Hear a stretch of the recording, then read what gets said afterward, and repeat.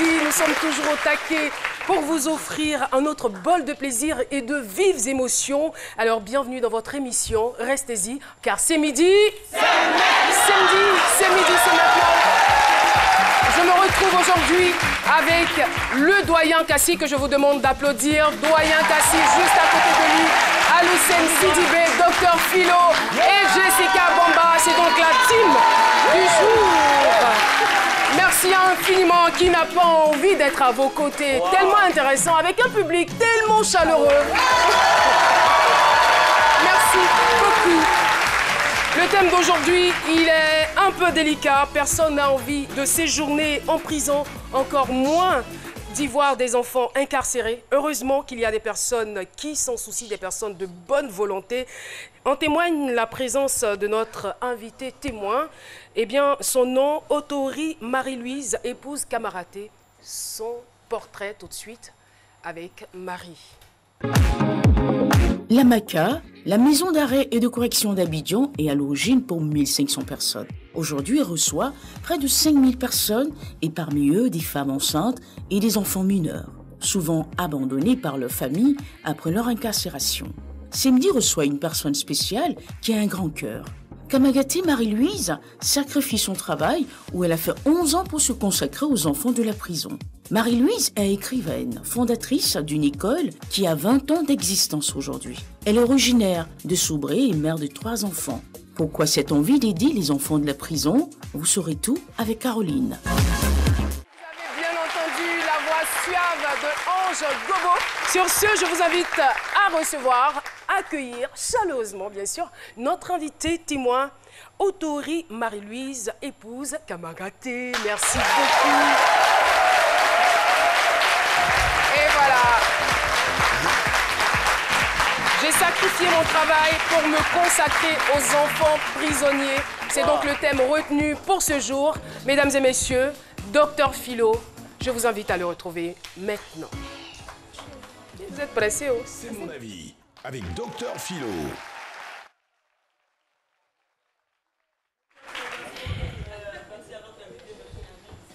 Ben, c'est un thème très intéressant, mais en même temps, je veux dire que c'est un métier, c'est un acte noble que vous posez. Vous savez, l'enfant n'a pas sa place en prison. On le dit chaque fois, l'enfant ne peut pas... L'enfant même n'a pas de venir au monde. C'est pas lui qui va demander d'aller en prison. Même si ses parents y sont, mais l'enfant n'a pas le droit. Et vous qui êtes là, vous qui allez donner la joie de vivre à ces enfants-là, je vous félicite et je vous dis merci. Merci pour tout ce que vous faites. Parce que vous avez sacrifié votre travail. Un enfant, quand il rentre à la maison même là, le Père Noël est là, les mamans sont là. Papa. Quand l'enfant te dit papa, il y a cette fierté. L'enfant a besoin de liberté, de joie, de la joie de vivre. Le Père même quand il s'en va voler, puis il achète cadeau pour aller donner à l'enfant. L'enfant ne dit pas papa voleur, il dit papa. Mais le papa, c'est même qu'il a volé cadeau là pour donner. C'est ça, l'enfant, c'est cette joie-là. Et l'enfant a besoin d'entretien, il a besoin de joie. Regardez, quand nous voyageons dans le car, quand tu prends soin de ton enfant, là, toi-même tu es contente. Ton enfant est joli, il est dans le car. Même quand il pleure, il y a toujours un passager derrière qui dit madame, envoie bébé là, je vais attraper. Mais quand l'enfant est mal bien dagbé, les trucs partout, l'enfant me pleure. Il faut mettre ça là-bas. Il faut mettre ça là-bas. C'est comme ça, il faut prendre soin de l'enfant. Et ce que vous faites là, ce sacrifice-là, le sacrifice, on ne demande pas aux gens d'aller déposer. Vous qui, 3h, 4h du matin, vous allez déposer les colas, les canaries. C'est pas ça, sacrifice. Le sacrifice, c'est le don de soi. Elle donne le meilleur d'elle. C'est un acte sacré qu'elle pose. C'est pas aller jeter les canaries pour boire de la luconie à la sonne. C'est pas ça le sacrifice. C'est aider les autres. C'est donner le meilleur de soi-même, donner une partie de soi-même pour faire plaisir, pour donner la joie de vivre à certaines personnes. C'est ça le sacrifice. Et nous vous en félicitons. Franchement, vous êtes... Je vais profiter pour vous. Voilà. Merci. Merci beaucoup, Dr Philo. Ouais, merci beaucoup. Les gens vont interpréter ça autrement. Ils vont dire non, c'est que Philo a des enfants en prison, ça va, c'est l'embrasse. Non, ils ne vont jamais dire ça. Ceux qui sont là-bas, ce sont aussi mes enfants, ce sont mes petits frères. C'est pourquoi je pose ce acte-là. Merci, maman. Merci. Alors, si le mensonge était un acte criminel, Dr Philo serait déjà en prison. Oui, mais pour la première fois, il n'a pas menti. Merci. Alors, Madame Kamaraté, bienvenue sur le plateau de ce midi. Encore une fois, félicitations pour ce que vous faites. Merci. Et tout de suite, je vous conduis dans le micro-trottoir avec notre ami Paterne Assemian. Le micro-trottoir avec Chris Paterne Assemian. Salut Caroline, que savez-vous du traitement des enfants dans les prisons? C'est la question du micro-trottoir de ce midi. Quelques réactions? Non, je ne sais pas comment les enfants vivent à la Maca, mais je suis tentée de savoir comment ils vivent, comment ils s'en sortent, comment ils arrivent à manger, leur vie là-bas. Franchement, je n'ai pas d'idée, je n'ai aucune idée de la détention des enfants au niveau de la Maca, mais franchement, ça me fait vraiment mal au cœur. Je suis en tant qu'il y a des enfants prisonniers à Maca, mais je n'ai aucune idée de leur traitement. Pour moi, en fait, pour des enfants, il faudrait des maisons de réintégration pour les enfants, car ils ne sont pas toujours conscients de ce qu'ils font. Quand on regarde d'abord la situation des grandes personnes dans les prisons, déjà, c'est déjà déplorable. Je vois des gens à cet âge-là qui sont maltraités, d'autres même on pisse sur eux parce qu'ils viennent d'arriver. Parce qu'il y a une hiérarchie au niveau de la prison. Là. Pour moi, ce n'est pas leur place. Leur place, c'est à l'école. Ils ne doivent pas se retrouver là-bas, puisqu'ils sont des enfants. J'ai sacrifié mon travail pour me consacrer aux enfants prisonniers. Alors, il faut dire que notre invitée était auparavant commerciale dans une entreprise de la place. Elle a donc abandonné ce travail-là pour se consacrer aux enfants. L'envie de faire ce genre d'action est née comment, Madame Camarati? Je vous remercie, Caroline. Je vous en prie. Quand j'ai eu ma première fille, donc dès l'instant que j'ai su que c'était une fille, un bébé, à 3 mois déjà, j'ai commencé à voir ce que j'allais faire. Hein, et je ne voulais même pas la laisser et partir au travail. Donc je réfléchissais, j'essayais de voir ce que je pouvais bien faire. Et je voulais vraiment aider. Hein, c'est-à-dire que dès que vous avez votre fille, l'envie d'aider les autres enfants, je ne voulais pas laisser ma dans fille. Votre cœur. Donc j'ai cherché et puis voilà, je suis allée rendre visite à une amie que je dis merci, hein, Béatrice, à Kissy, et dans une école, crèche garderie. Et quand j'ai mis mon pied dans la cour, j'ai tout de suite senti le besoin de créer une école. Parce que tous ces enfants qui étaient là pendant la récréation sont venus autour de moi. Maman, maman, tanti. Mais c'était magnifique, c'était émouvant, c'était extraordinaire. J'ai dit, waouh, voilà, j'ai trouvé un repère. Les enfants. Donc, j'ai commencé avec 19 élèves. J'ai mis en place une école pendant que je travaillais. Donc, entre midi et 2, j'allais tout le temps à Yopougon. Et puis, j'ai préféré Yopougon. Pourquoi Yopougon? Je me suis dit, il fallait mettre en place une structure comme à Cocody, mais à Yopougon. C'est-à-dire une crèche, garder déjà les enfants. Parce que vous savez, c'est pas que j'ai des problèmes avec des servantes, mais j'avais eu beaucoup de témoignages. Des aventures. Voilà, donc les enfants volés et tout ça. Donc j'ai commencé par la garderie crèche. Et puis ensuite, les parents m'ont dit, mais madame, nous voulons un CP1. L'année qui a suivi un CP2. Donc aujourd'hui, c'est de 19 élèves, je suis à 500 élèves que vous voyez, ils sont formidables. Donc, félicitations. Voilà, merci. Alors, donc, l'envie d'encadrer les enfants, l'envie de vous occuper des enfants naît dans votre cœur. Et à quel moment vous vous retrouvez en prison? Voilà, donc, faut dire que j'aidais déjà... Enfin, dans l'autre sens du terme. J'aidais déjà des femmes au marché, je donnais des présents et tout. Et puis, une fois, ma fille m'a dit... je lui dis merci. Mais maman, pourquoi tu prends tous mes jouets pour donner, pour déposer dans... Je dis non, tu sais ma fille, il faut partager. Et donc ça a commencé comme ça. Et puis un jour, je crois 11 ans après, je rends ma démission. Ma démission est venue comme ça. Il fallait, je ne supportais plus les tickets de l'entreprise. Je m'occupais des gagnants, je m'occupais de... Donc, mais vous aviez déjà trouvé votre voie. Donc voilà, donc il fallait que je démissionne pour pouvoir mieux encadrer ces enfants. Donc une fois à l'église, il y a eu une ONG qui est venue présenter ses actions et il y avait une action en prison. J'ai dit, mais tiens, j'ai fait comme les téléspectateurs qui m'ont dit, ah, mais j'ai des enfants en prison. Or, pour moi, ma devise, un enfant qui ne va pas à l'école est en prison. Donc, tout de suite, j'ai senti le besoin d'accompagner cette ONG et j'ai fait à manger. Le 25 décembre, je me rappelle très bien, ce jour-là, j'ai pris ma prime et j'ai fait à manger.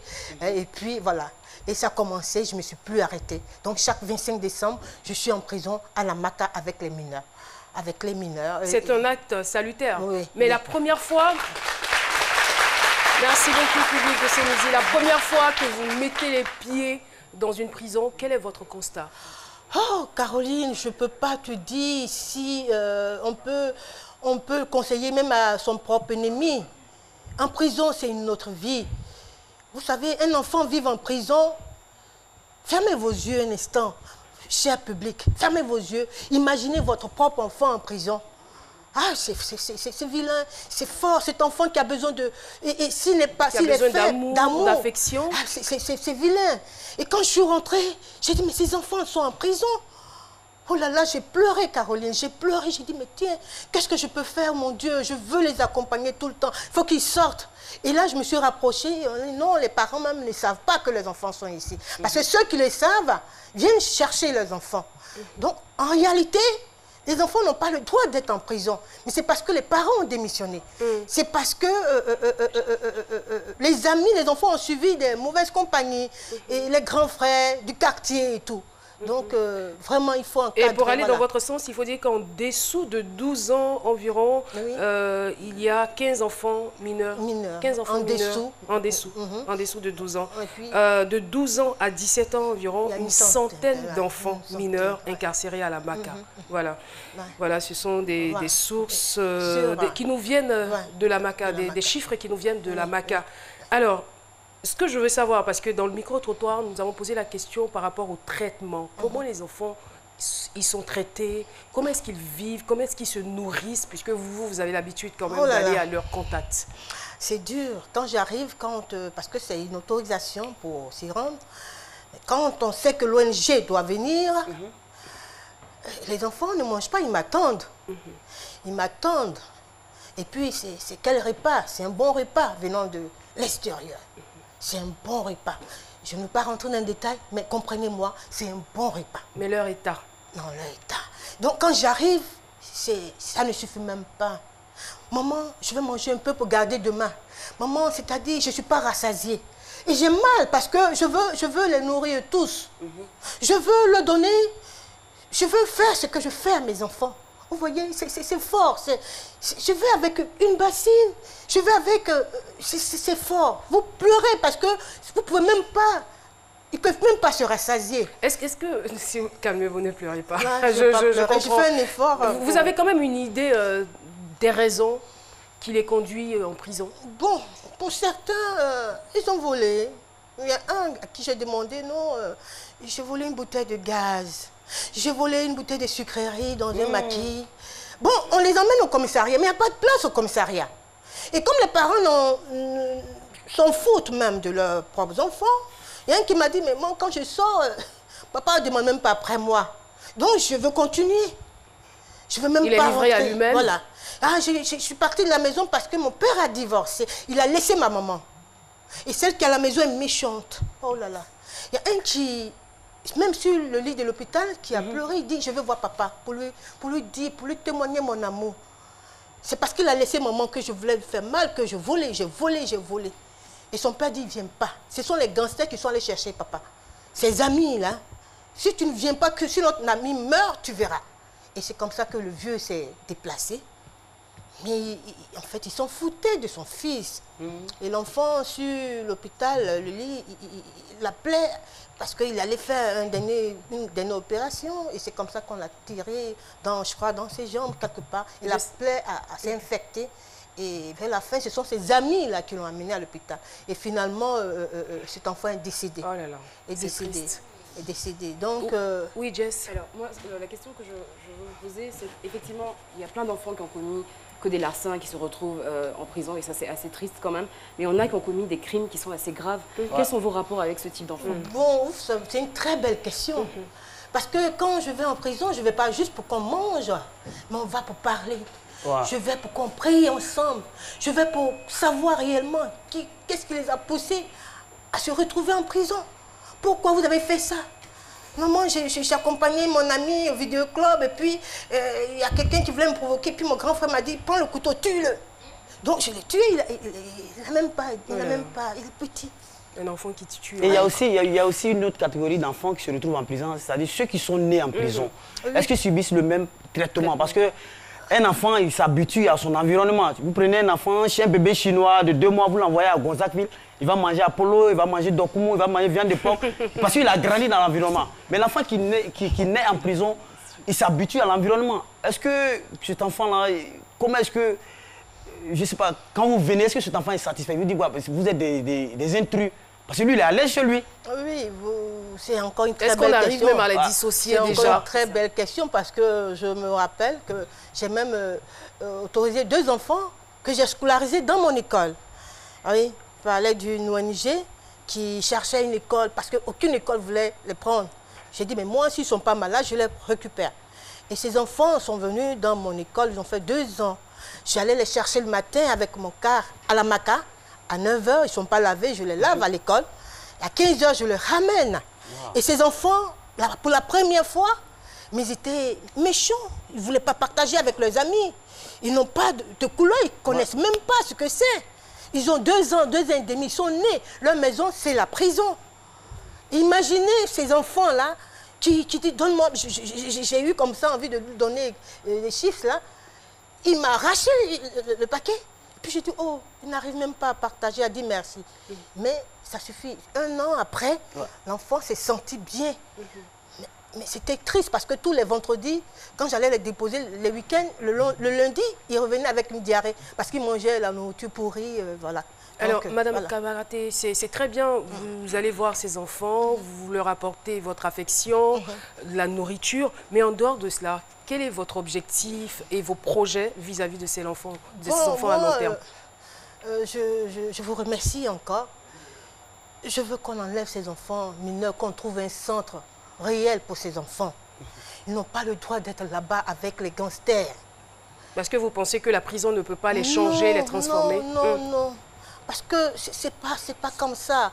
Un enfant qui a déjà un problème à la maison, qui rentre en prison avec d'autres personnes qui ont déjà tué, qui ont déjà volé pour d'autres, qui ne savent même pas pourquoi ils sont là. Je vous assure que c'est vilain. Vous voyez, il y en a qui ne parlent pas, ils sont dans le coin, parce qu'ils ont peur même des plus dangereux qui sont là. Il y en a qui, dès qu'ils sortent, ils veulent rentrer, parce que c'est leur habitude. Donc il faut les entretenir. Oui, allez. Je vais appuyer un peu la préoccupation de Caroline.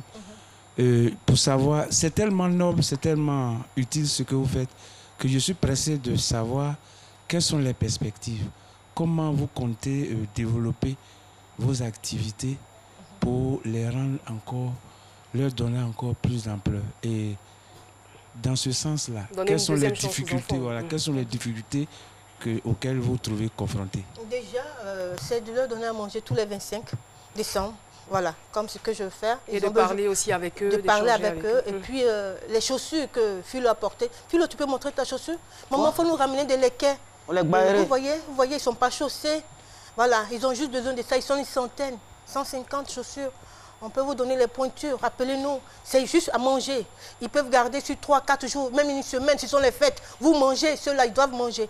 Et puis, créer un grand centre plus tard. Un grand centre pour pouvoir les recueillir. Parce que moi, dans mon école, ce que je compte faire, c'est de créer un lycée et ensuite, à moyen terme, à court terme, et puis à moyen terme, une université. Donc, tous ces enfants, dans mon école, il y a tellement d'activités. Mais ceux-là, on peut les recadrer. On peut leur donner... Il y a beaucoup de savants. Ils sont bien. Parce que quand j'arrive, je dis, faites-moi rire. Et ils jouent, ils mettent en place des scènes. Vraiment, ils sont intelligents. Ils sont intelligents. Oui, Jess. Est-ce que quand vous discutez avec eux, je pense que vous avez passé beaucoup de temps avec eux, est-ce que vous sentez qu'il y a cette volonté de changer, cette volonté d'être quelqu'un de meilleur peut-être? Oui, quand j'arrive, je dis, bon... Vous voulez sortir? Oui, maman, on veut tous sortir. J'ai dit, bon, si vous voulez sortir, taisez-vous. Déjà, on me dit, non, calmez-vous parce que... Mais je suis au milieu entre eux, hein, et je leur dis, taisez-vous. Mais ce que je vais vous dire, c'est que je vais aller voir le président de la République. Certainement le 31 décembre, là, vous allez sortir. Mais ne revenez plus. Mais si maman, puis ils applaudissent, je sens qu'il y en a qui sont sincères. Mais je vous assure, moi, ce n'est pas le nombre. Même si 2 sont changés, 2... 3, 4, 5, c'est la nation qui aura gagné. Parce que ces enfants n'ont pas le droit. Il faut les aider. Il faut vraiment les aider. Merci beaucoup, Madame Kamaraté. Cette émission permet à tout le monde de jeter un regard sur la situation de ces enfants parce que selon la législation, il doit y avoir une séparation entre les enfants mineurs et les adultes. Malheureusement, la loi n'est pas toujours respectée. Sur ce, nous partons pour la pub. On se retrouve pour la suite de cet échange. C'est midi, c'est ça.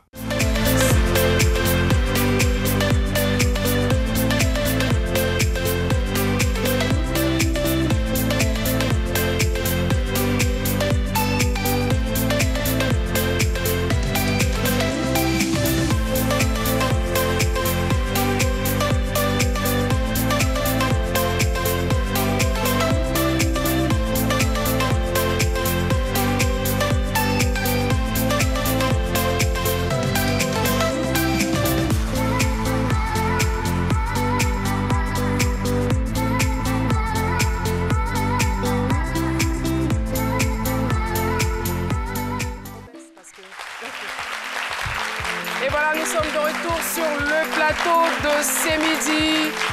Avec nous, la cellule fraternelle des élèves et étudiants du BAFING. Merci de votre présence dans cette émission. Les étoiles du Banco. Ouais.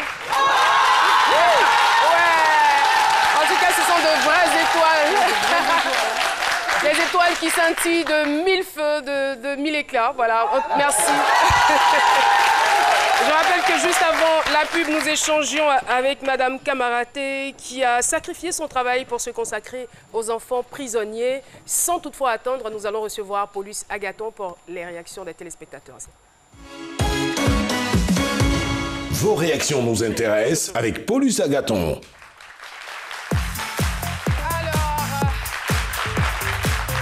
Paulus! Oui, bonjour Caroline. Il est trop chic. Bonjour à toutes et à tous. Bonjour. Alors, que des commentaires sur la page Facebook de Fréquence 2. Et on a Béni de Dieu Blika qui dit c'est très noble de se mettre au service des autres. Surtout que les enfants sont des anges. Une attention particulière mérite d'être saluée. Cependant, il voudrait savoir d'où proviennent les fonds qui vous aident, qui vous permettent d'accompagner ces enfants-là. Que l'ONG vit dedans. Toutes les ONG attendent cette question.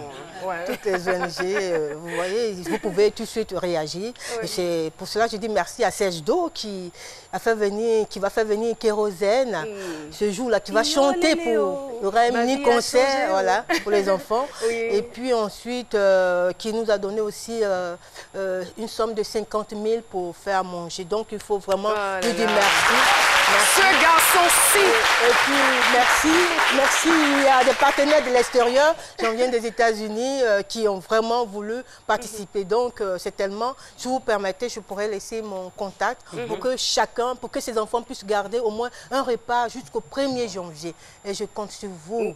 La subvention? La subvention. Êtes-vous subventionné? Je pense que c'était sa question. Non, pour l'ONG, non. Enfin, donc, des personnes de bonne volonté qui vous accompagnent. Voilà, mais sinon, la première fois, c'était vraiment moi qui ai décidé. C'était vraiment l'envie même d'aider. Grand merci aussi à Serge Do que nous avons reçu sur ce plateau. Grand merci à Fernande, grand merci à toutes ces personnes, ces ONG qui m'ont vraiment, qui veulent m'accompagner. Donc nous irons à 10, une bonne équipe pour entretenir ces enfants. Merci beaucoup. D'accord. Samson Gradel, il dit, est-ce que dans cette quête-là, il vous est arrivé de vivre une expérience désagréable avec l'un de ces détenus?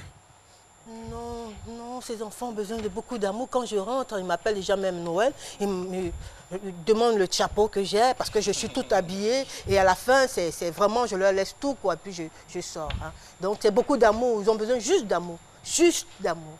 Juste d'amour. D'accord. Merci. Oui, dernier message. Franck Nathan Kwasi souhaiterait savoir, est-ce qu'il y a un accompagnement qui est prévu après leur sortie de prison? Bon, il faut dire que l'ONG Ma Vie s'arrête en prison. L'ONG, il travaille. Voilà, l'ONG travaille. Et puis, il y a beaucoup d'enfants. Ouais. Voilà, donc, je vais un peu partout. Donc, eux, c'est juste le repas. Et puis, ensuite, voilà. Les échanges aussi. Voilà, les échanges. Merci. Ouais. Merci beaucoup, Paulus. Merci. On se retrouve la semaine prochaine. Et n'oubliez pas que le Père Noël est là, le Père Noël est là, le Père Noël est là. Donc, il vous observe. Alors, si vous êtes très souriant, si vous applaudissez aussi dans cette émission, il vous offrira donc un cadeau à la fin. fin. Père Noël, salut. Alors, nous allons poursuivre. L'échange n'est pas terminé. Mais là, ce que je vais vous demander de regarder la caméra et de donner un message, non seulement à l'endroit de ces enfants que vous avez l'habitude de visiter, mais aussi à ceux qui ne sont pas forcément en prison, mais qui vivent dans la délinquance. Ok, j'aimerais déjà, merci Caro, j'aimerais déjà dire merci aux parents. Aux parents, vous savez, vos enfants ne sont pas gâtés, comme on le dit. Il faut mieux les comprendre, il faut négocier. C'est vrai que c'est dur, c'est difficile, mais il faut essayer encore, et encore, et encore. C'est-à-dire beaucoup d'amour. Et puis vous qui marchez certainement dans la rue, dans les rues, vous promenez, vous oubliez même que vous êtes né d'une mère, d'un père. Je vous en prie, il n'est pas tard pour vous. Ressaisissez-vous. Mettez-vous au travail. Mettez-vous au travail, faites quelque chose. Allez acheter un cirage, je ne sais pas, nettoyer des voitures, vous aurez quelque chose. Je vous en prie, vous pouvez encore sauver, aider votre maman. Elle compte sur... Je veux te parler, toi qui me regardes. Elle compte sur toi. C'est tellement que tu es découragé, tu es même embimé dans la drogue. Arrête ça. Arrête. Merci. Et puis, ressaisis-toi. Merci infiniment, Madame Kamagaté.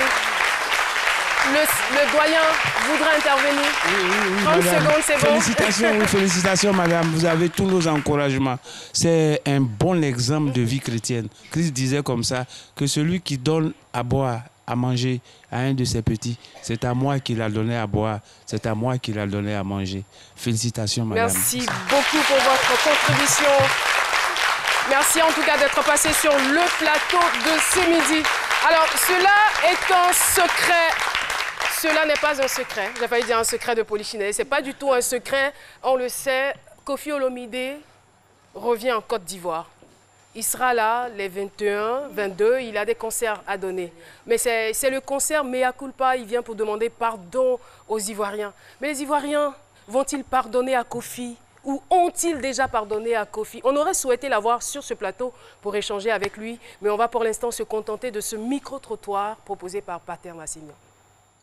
Koffi Olomide, ce que je peux dire, vraiment, ce qui est arrivé, en tout cas, moi, j'ai pris ça comme ça. J'ai dit à mes frères aussi de laisser pour que lui aussi, franchement, il ne faudrait pas que ça arrive encore, quoi. En tout cas, Koffi Olomide, je t'aime très bien. J'ai été choqué pour le seul fait que, suite au concert de Koffi Olomide, il a eu à demander 12 millions par rapport à une simple photo. En tout cas, ça m'a vraiment choqué. Mais il faudrait qu'on retienne que c'est un grand artiste. Koffi Olomide, selon ta musique, toi-même, ta musique, voilà, je te conseille d'avancer à cela, d'aimer tes fans aussi, voilà, de laisser prendre les photos aussi comme tu dois, voilà, pour qu'on puisse plus t'aimer encore plus. Le message que je voudrais adresser à Koffi Olomide, c'est qu'il continue dans son domaine parce qu'il chante bien. Et puis c'est un artiste international, je le vois partout dans les pays. Souvent il va faire des concerts dans les pays européens et en Afrique. En tout cas, que sa carrière continue ainsi. Koffi Olomide, je l'aime beaucoup. Si on peut dire que c'est un frère, c'est un artiste, ami. Et en tout cas, on souhaite à ceux qui viennent en Côte d'Ivoire, encore ils viennent. Nous, gagner l'esprit comme on le souhaite toujours. Koffi Olomide, c'est de revoir ta manière de t'adresser aux gens, de t'adresser à tes fans, t'adresser à tes danseuses aussi. Bon, il y a eu des histoires avec des danseuses. Tu es venu à Abidjan, il y a un scandale. Mais c'est de revoir ta manière de faire. Tu es un homme, tu es une grande personne, tu as une personnalité. Donc, revoir ta manière de faire. J'allais lui demander de continuer dans cette veine, car ce qui fait permet à la population ivoirienne et certains pays de s'amuser et de se distraire de certaines choses. Et voilà, les Ivoiriens sont formidables. Ok, d'accord, on me parle à l'oreillette. On vient juste de m'annoncer que Koffi Olomide n'est pas... Non, elle est plutôt là. Koffi Olomide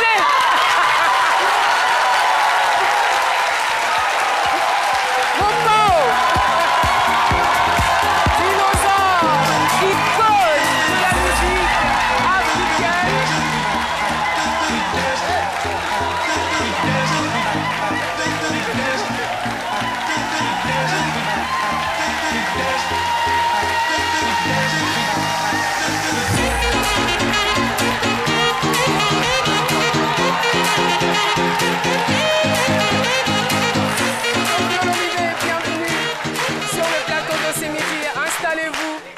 Alors là, Philo n'a pas pu supporter la présence de Koffi Olomide.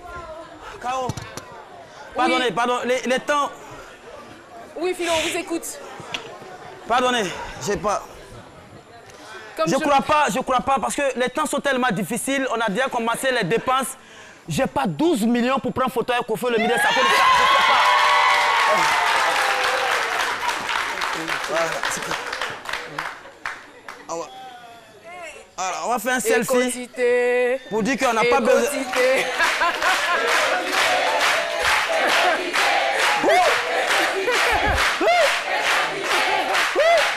Merci beaucoup, docteur Philo. Et voilà, nous avons donc le plaisir de recevoir ce dinosaure de la musique congolaise, icône et virtuose de la musique africaine, Koffi Olomide. Bienvenue sur le plateau de ce midi. Merci infiniment. Ici, c'est le plateau de la paix, le plateau de la réconciliation. Donc, quel que soit ce qui se passe, on se réconcilie sur ce plateau. Merci infiniment. Arafat ne dira pas le contraire. Je voulais remercier, les amis, les filles, les mamans, les sœurs qui sont là. Merci beaucoup. Et je veux remercier Joseph Anjou, toi-même, Caroline, et dire pardon à mes fans, à mes frères. Je les ai blessés. Parce que j'ai arrêté ce concert-là. On y reviendra. Non, non, non. C'est le premier mot que je voulais dire en arrivant de nouveau après 3 ans. Le 26, il y aura 3 ans. Je me suis mal comporté vis-à-vis de mes fans. Mais un jour, on saura la vérité. C'est l'occasion aujourd'hui. Je dirais l'occasion ou jamais. Parce qu'avant de demander pardon, il faut pouvoir reconnaître son tort, il faut pouvoir revenir sur ce qui s'est passé. Les Ivoiriens étaient fâchés. Voilà. Mais nous, on n'a pas eu votre version des faits. Voilà. Qu'est-ce qui s'est passé ce jour-là? J'ai signé un contrat avec un producteur que je n'avais jamais rencontré avant, à qui j'ai dit mes amitiés, là où il est, au Congo. C'est le jeune Romy Roméo qui est venu à Kinshasa. On a signé un contrat, il fallait que l'orchestre Quartier Latin, mon orchestre, vienne jouer. Et puis, ils ont souhaité filmer le concert pour un usage qu'eux connaissaient. On a discuté des 2 conditions et on est tombé d'accord, on a signé un contrat que j'ai là. Donc, je suis venu à Abidjan, j'étais à l'hôtel Ivoire. Le jour du concert, vers 19 h, le producteur, le patron de Romy, c'est lui qui avait mandaté Romy à Kinshasa, est venu me voir à l'hôtel. C'était 2-3 heures avant le début du concert. Et il me dira que non, pour des raisons X, il souhaiterait ne plus filmer le concert, que c'était annulé, le filmage. J'ai dit, mais comment on va faire? On a un contrat signé et tout, et puis on est à 2 heures. Il dit, non, Koffi. Donc toi, un concert sans captation. Toi, tu es mon frère. Je te dis, on a eu des difficultés, ceci, cela. On ne filme pas. Tu vas aller là-bas, il n'y aura pas de caméra et rien. Si tu vois une seule caméra, ne monte même pas sur scène, ne chante pas. Dieu me punisse si je mens, si j'ai changé un seul mot. Dieu me punisse, moi et mes enfants. Et donc, c'est fort quand même. Et je suis arrivé, j'ai vu des drones, j'ai vu des caméras telles qu'il avait prévu. Et puis, mais, au lieu de faire comme il m'avait dit de ne pas chanter, j'ai chanté et ça a été filmé pendant à peu près 45 minutes. Moi, j'ai la vidéo. C'était filmé professionnellement. Et au bout de 45 minutes, je me suis arrêté. J'ai commencé à l'appeler au micro. Les gens qui étaient là, qui sont chez eux, se souviennent bien. Je l'ai appelé une vingtaine de fois. Il ne venait pas. C'est ainsi que moi, je me suis mis de côté. J'ai appelé quelques-uns de ses collaborateurs. Depuis ce jour-là, je ne l'ai plus jamais revu. Depuis ce jour-là, je ne l'ai plus jamais revu. Mais on n'est pas là pour palabrer. Nous, on ne va pas juger parce qu'on n'a pas forcément la version du promoteur. Mais par rapport à mes fans, je suis un adulte. C'est vrai. Je n'aurais pas dû m'arrêter par rapport à mes fans. C'est pour ça que je suis venu leur demander pardon, m'excuser sincèrement par rapport à eux. Parce que c'est eux qui m'ont fait. Là, j'ai mon cœur qui bat fort parce que je veux les retrouver. Demain déjà, au Palais de la Culture et puis samedi. Vraiment, qu'ils tournent la page, qu'ils sachent que je suis quelqu'un de majeur, de conscient et qu'on fasse de nouveau la fête demain. Ce sera fastueux, ce qui va arriver. Alors, Koffi, ce qui revient très souvent, c'est que vos fans disent, mais il vient demander pardon, mais pourquoi les tickets sont aussi chers? Mais moi, les gens savent comment ça se passe. Moi, je suis le chanteur. Vous savez, le nombre de fois que je suis venu à l'aéroport de Côte d'Ivoire, d'Abidjan ici, sans pouvoir entrer dans la ville, peut savoir à quel point j'avais le cœur meurtri. Parce que tout le monde à l'aéroport faisait des photos avec moi, en faisant la même blague. 12 millions. Mais jamais quelqu'un n'a rien payé, n'aura jamais... Demain, les gens qui seront là feront autant de photos qu'ils veulent. Parce qu'il y aura du spectacle, rien que dans ma présentation. Voilà. Du spectacle. Du spectacle. Comme vous savez si bien le faire. Alors qu'on vient demander pardon. Et moi, je suis dans un quartier populaire d'Abidjan où vous avez des milliers de fans. Ils me disent, mais attends, ils viennent nous demander pardon. Pourquoi ne pas venir faire un concert gratuit? C'est vrai que vous dites que c'est pas vous. Non, c'est pas vous, c'est les organisateurs. Mais est-ce que Kofi allait jouer gratuitement en Côte d'Ivoire pour ses fans, pour leur demander pardon? Abidjan, oui. Abidjan, j'aurais pu, oui. Si on m'avait dit de faire comme ça. D'ailleurs, il y a beaucoup de gens qui m'ont proposé beaucoup de formules. J'ai toujours dit oui, à condition que d'abord, je fasse mon concert mea culpa pour mon public. Et puis après, gratuit au Félicia. Je ne sais pas, je ne connais pas le Félicia. Merci beaucoup, Dr Philo. C'est un message. C'est un message que tu viens de leur lancer en direct. Moi, je ne suis qu'un pion. Ils font de moi ce qu'ils veulent. Je suis leur travailleur, en fait. Donc, voilà. Les gars, après, en tout cas, à bientôt, cadeau. Kofi Olomide, merci beaucoup. C'est un acte noble. Je veux dire, vous avez fait preuve d'humilité. Vous auriez pu rester sur votre piédestal et dire que c'est de toutes les façons, c'est moi, Kofi Olomide. Mais vous venez de demander pardon à la nation ivoirienne. Ça prouve l'attachement et l'amour que vous avez pour les Ivoiriens. Merci infiniment d'être passé sur notre plateau. On va donc le raccompagner avec des applaudissements. C'était donc Kofi Olomide sur le plateau de ce midi, qui sera en concert au Palais de la Culture demain et à l'Hôtel Ivoire, au Palais des Congrès de l'Hôtel Ivoire le samedi. Le Père Noël est toujours là. Jessica Bamba aussi est présente. On la retrouve tout de suite. C'est quoi ton job? Avec Jessica Bamba. Bonjour à tous, bonjour chers téléspectateurs. Avant de démarrer cette chronique, j'ai juste un petit message à lancer. Notre chère Caroline Da Silva est en compétition pour devenir la meilleure animatrice de Côte d'Ivoire pour cette année 2018. Mais, il y a un mais, pour qu'elle devienne justement la meilleure animatrice de Côte d'Ivoire. C'est déjà le cas, mais pour qu'officiellement ça devienne institué, il faut voter quand même. Et pour voter, c'est très simple. Vous allez sur la page Facebook de Caroline Da Silva, vous allez avoir le lien, vous cliquez, vous cherchez le nom de Caroline Da Silva, vous votez. Attention, ce soir, les votes sont clos, s'il vous plaît.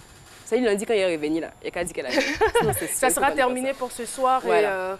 Et faut dire aussi que les votes sur Internet, donc sur Facebook, comptent pour 40% justement. 40% et 60% par un membre du jury. Voilà. En tout cas, merci beaucoup pour tous ceux qui ont déjà voté. Voilà, merci pour vous. Et en parlant de compétition, Prissy, Marie-Paul Adjé et moi-même sommes en compétition pour Ayana dans des différentes catégories. Donc Prissy, catégorie humour, Marie-Paul Adjé dans la mode et moi la révélation de l'année 2018. Bien sûr. Donc allez voter pour nous également. Et on espère qu'on reviendra lundi avec de bonnes nouvelles. Donc on va continuer. Quand je vous dis fête, quand vous entendez la fête, vous pensez à quoi? Philo, vous allez me dire la nourriture. Oui, manger. Oui, mais musique. Aussi, surtout.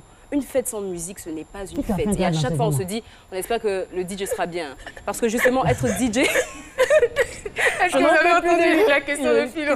Si tu as faim, tu vas danser comment? Non, c'est ça que j'ai dit, la nourriture d'abord. Mais après, l'ambiance, ça compte. Et le métier de DJ, c'est un vrai métier. Pourtant, si un enfant dit à ses parents, je vais devenir DJ, on dit, c'est tout ce que tu as trouvé. N'oubliez pas que le président de la République, même lui, quand il fait ses fêtes, il a besoin d'un DJ. Donc, le plus important, c'est d'être le meilleur DJ. Non, le meilleur DJ. J'ai pensé qu'elle allait dire le président de la République, mais il a été DJ. Moi, en tout cas, il m'a prêté à sortir. Ok, le métier de disc jockey, c'est parti, on regarde. Imaginez-vous une fête sans musique? Eh ben non. La musique est au cœur de tous les événements festifs. Et mettre une bonne ambiance, c'est le rôle du disc jockey. Je suis Boris Djekakou à l'état civil, plus connu sous le pseudo de DJ BDK. Être DJ, à la base, c'est quelqu'un qui assemble des chansons lors d'un événement à l'attention d'un auditoire. Maintenant, par extension, ces temps-ci, le DJ même est devenu compositeur de musique. Donc, il crée ses propres musiques qu'il reprend durant ses sets de mix. Le DJing, un art, un métier de plus en plus répandu dans le monde et qui pendant des années a fait les plus beaux jours de la capitale abidjanaise. En tant que DJ, moi je me suis orienté plus vers le mix vidéo pour faire la différence entre ce qui se fait sur le terrain et mon activité. Les types d'événements dans lesquels j'interviens sont principalement les événements d'entreprise, les spectacles, les festivals et puis parfois les événements privés. Si pendant des années être DJ était considéré comme un simple hobby, aujourd'hui les choses ont bien changé. Mariage, anniversaire, spectacle, événements d'entreprise, tous s'arrachent DJ BDK, même s'il reste encore des sceptiques. On est face à certaines réalités dans nos pays africains où le DJ n'est pas encore considéré comme un artiste à part entière. Donc la fourchette de prix dépend en fait de la notoriété du DJ. Voilà, donc on peut aller de ce que j'ai entendu, on peut aller de 50 000 à 1 million et plus. Voilà. Et pour exceller dans ce domaine et se faire une place, il faut avoir certaines qualités. Pour être DJ, il ne faut pas forcément suivre une formation. À la base, c'est nécessaire. Enfin, je veux dire, ça peut permettre de poser des bases, mais ça dépend du potentiel de chacun. Je suis un autodidacte. J'ai appris par moi-même. C'est la curiosité, la passion qui m'ont permis de cerner les techniques et puis de développer mon propre style.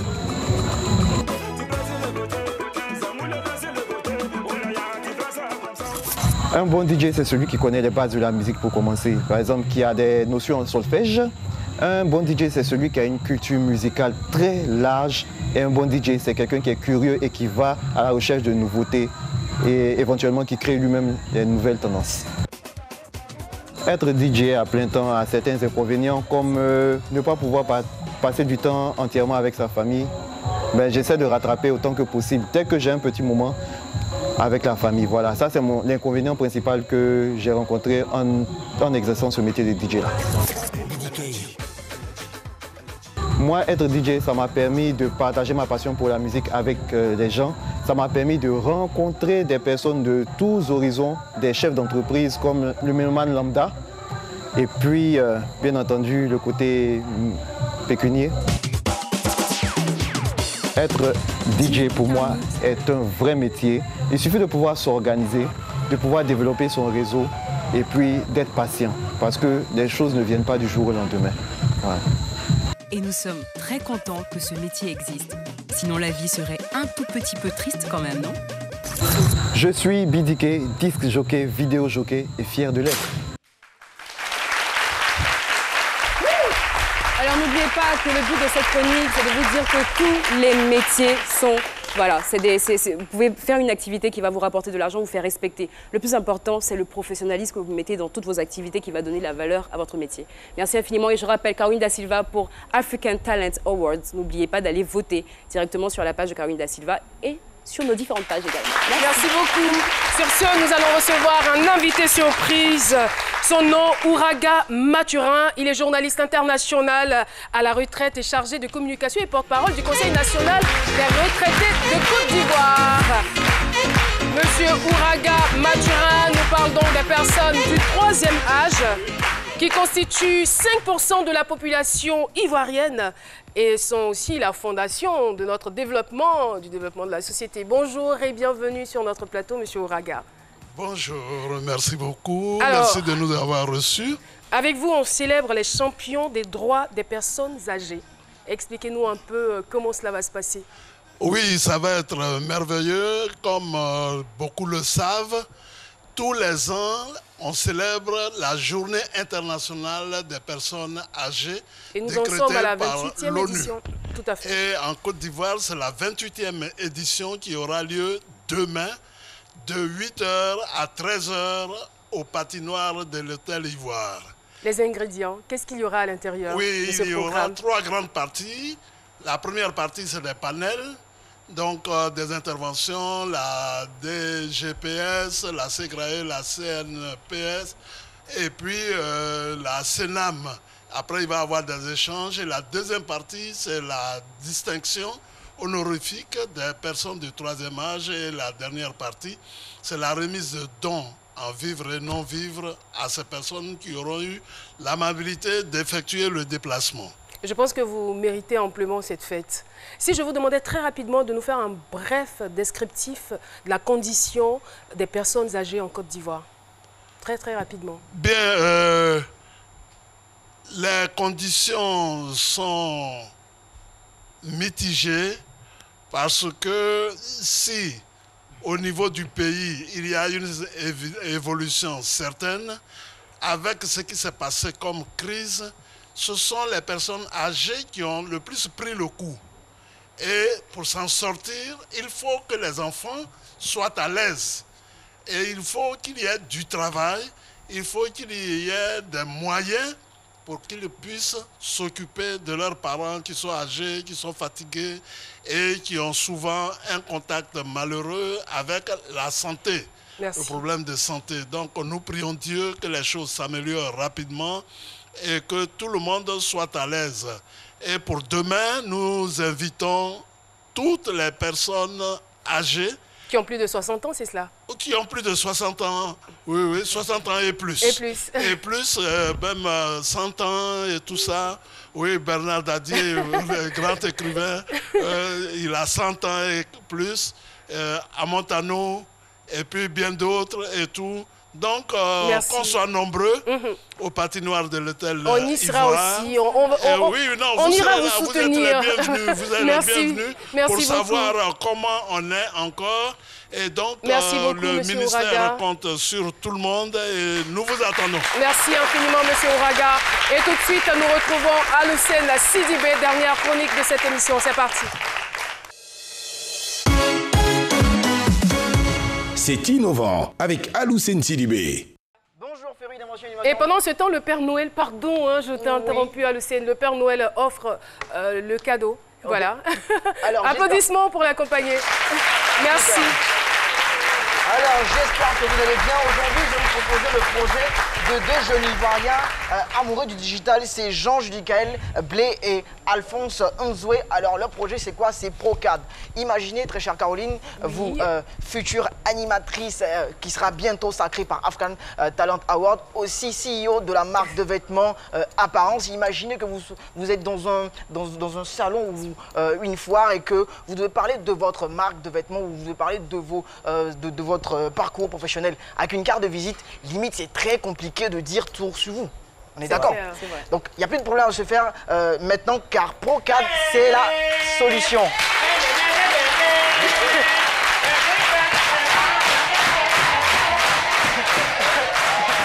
Ce sont de gens Aloussène n'a pas de chance.